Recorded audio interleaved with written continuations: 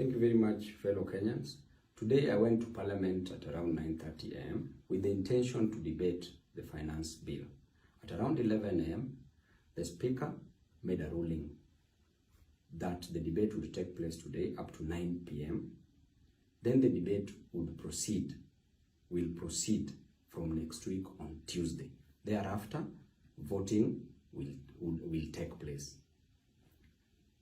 Then, after that, based on that decision, I approached Honorable Pio and I explained to him my situation, that tomorrow I will be having my defense hearing at Milimani Law Courts, that I needed to meet my lawyer for preparations.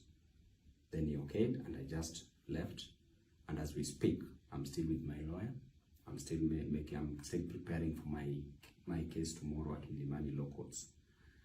I realized while at my lawyer's office that actually the Speaker changed and made another ruling that voting was to take place today.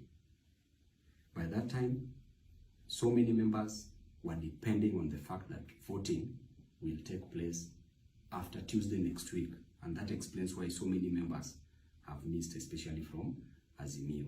But I want to tell you that this bill, finance bill, is retrogressive.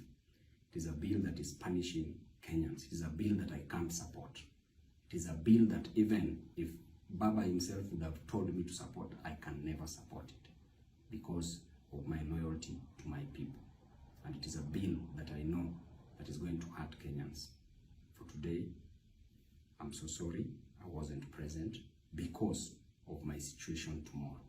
Thank you and God bless you.